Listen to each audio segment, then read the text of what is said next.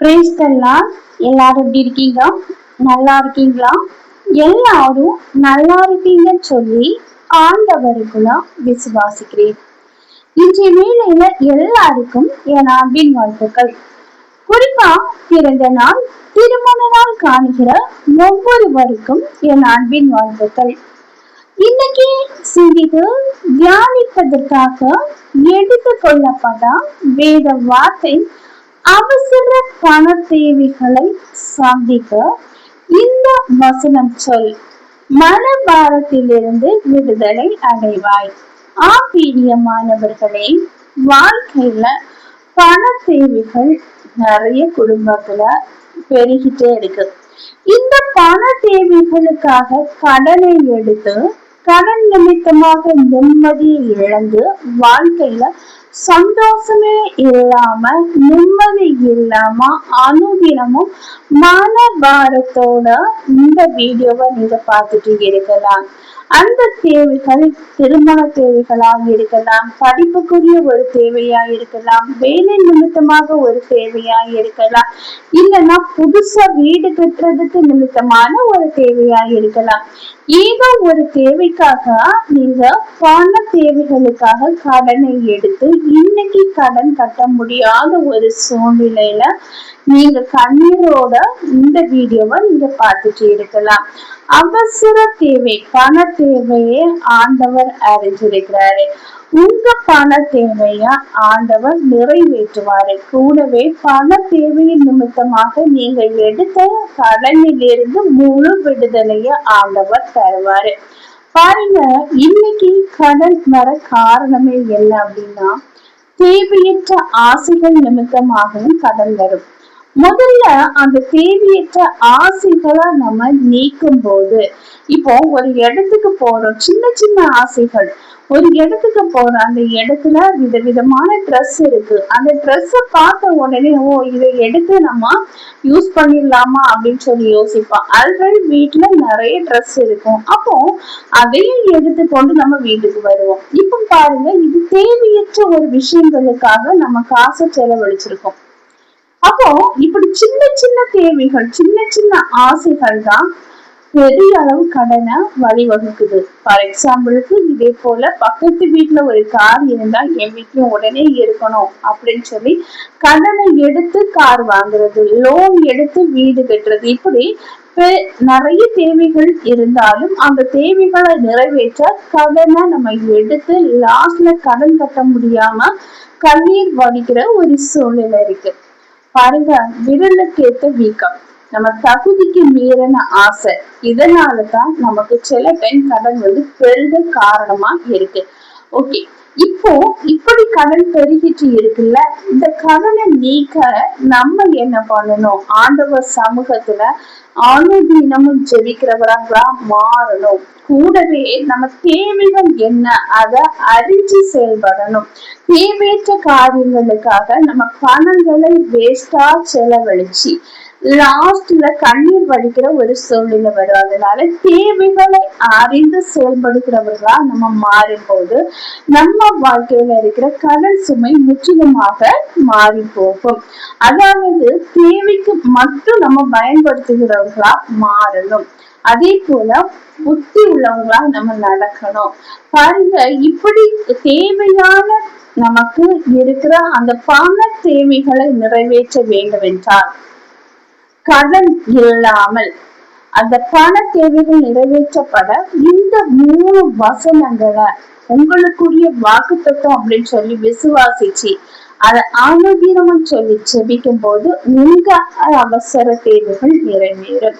வாங்க இப்ப அந்த வசனம் என்ன அப்படின்னு சொல்லி பார்க்கலாம்.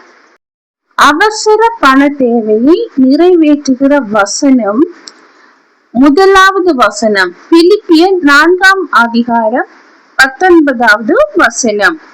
பிலிப்பியர் 4:19.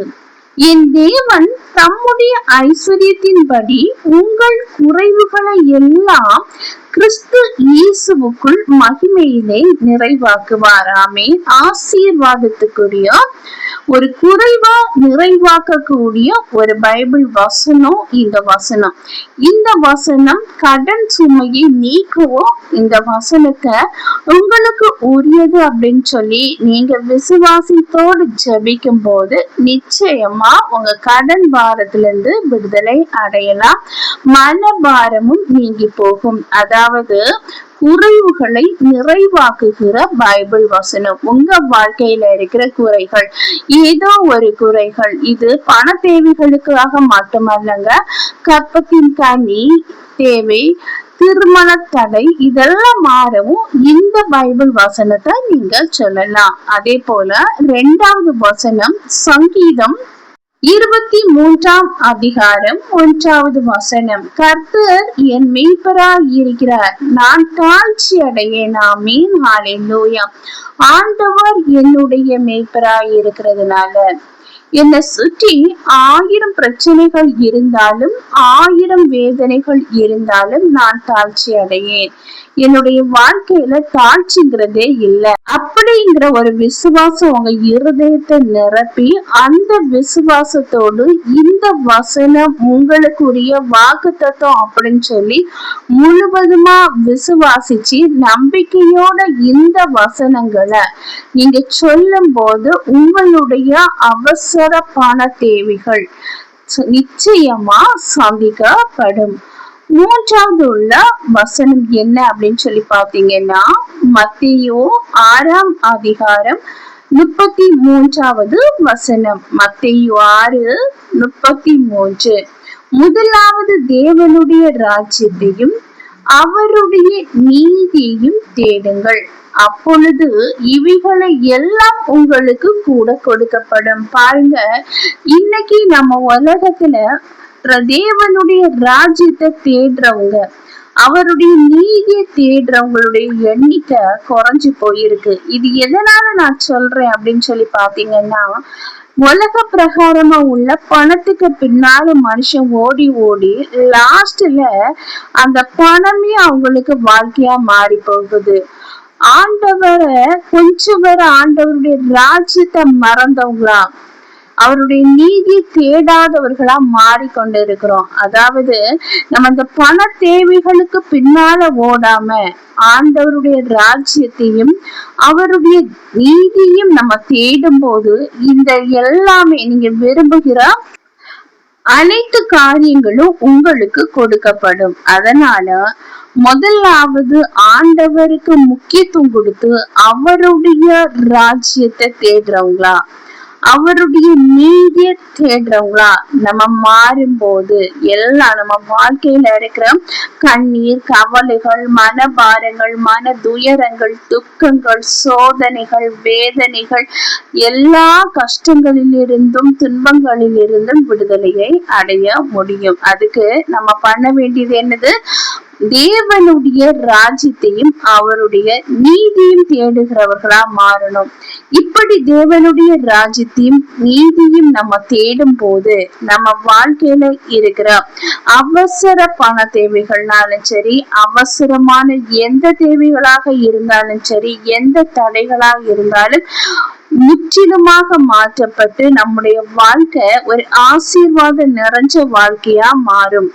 பிரியமானவர்களே, உங்க வாழ்க்கையில இருக்கிற அந்த அவசர தேவைகள் நிறைவேற்றப்பட வேண்டுமானால் இந்த வசனங்களை உங்களுக்கு உரியது அப்படின்னு சொல்லி நீங்க விசுவாசத்தோட சொல்லி ஜெபிக்கும் போது நிச்சயமா உங்க வாழ்க்கையில அந்த அவசர தேவைகள் நிறைவேற்றப்பட்டு வாழ்க்கையில நிம்மதி பெருகும். கர்த்தர் தாமே இவ்வார்த்தைகளை ஆசீர்வதிப்பாராக. ஆமென். ஆமென். ஹல்லேலூயா.